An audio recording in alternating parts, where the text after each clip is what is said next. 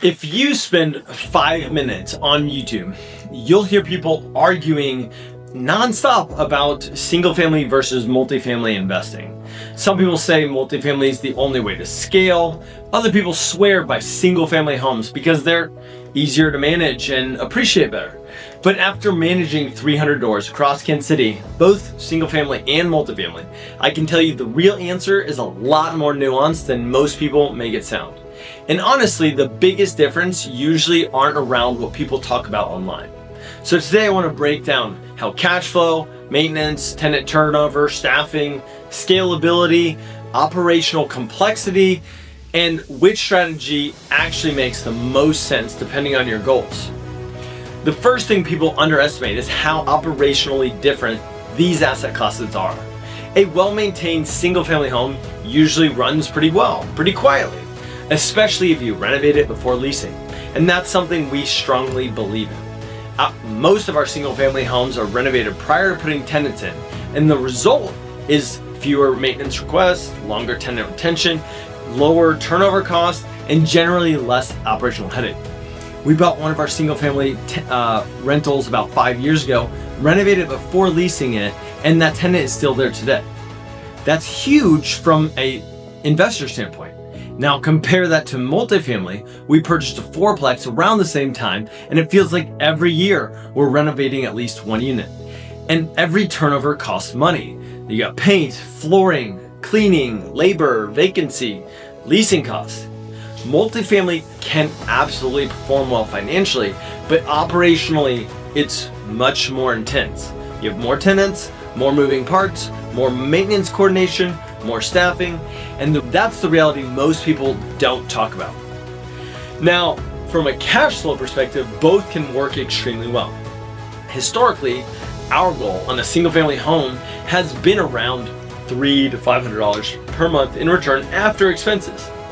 That's gotten harder with rising home prices unless you're burring deals or buying really strategically.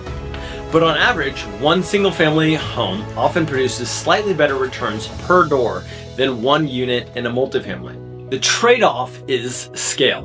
Buying 10 single family homes is significantly more expensive and operationally scattered than buying one 10-unit building. And that's where multifamily becomes more attractive.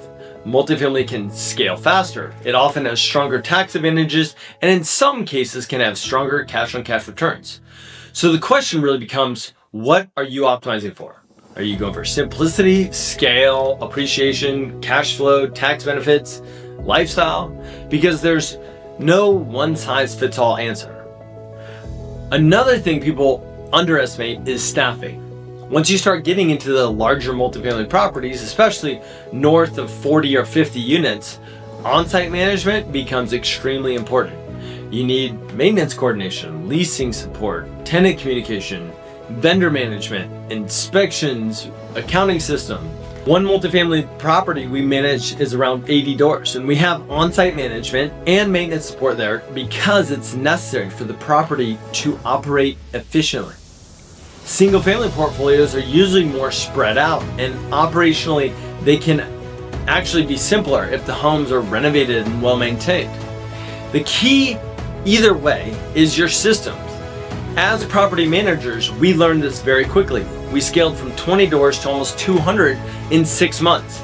That kind of growth forces you to develop leasing systems, maintenance workflows, accounting procedures, communication standards, and reporting systems that work fast. Without systems, scaling becomes chaotic. One of the biggest mistakes we especially see with multifamily investors is not preparing for downturns. A lot of people underwrite deals assuming it always goes up. Rents go up, occupancy stays high, and everything will run perfectly. But markets change and occupancy often dips. Rents soften and unexpected repairs happen. And investors who don't maintain adequate reserves sometimes panic and sell assets they should have held long term. Operational discipline matters more than hype, and that's true in both single family and multifamily investing. So which one's better? Honestly, I think it comes down to your investing goals. If you're buying one rental every year, want simplicity, lower operational complexity, and long-term appreciation, single-family homes are extremely attractive. But if you're trying to scale aggressively, build larger cash flow, and maximize tax advantage, multifamily probably makes more sense. The real difference isn't necessarily the property type. It's your operational systems, your reserves, your management, and whether your investment strategy actually aligns with your long-term goals. That's what separates successful investors from struggling investors. If you're investing in Kansas City and trying to decide between single or multifamily, drop a comment below. And if you already own rentals and want help maximizing performance, reducing turnover, or scaling your portfolio, reach out to VP Property Management.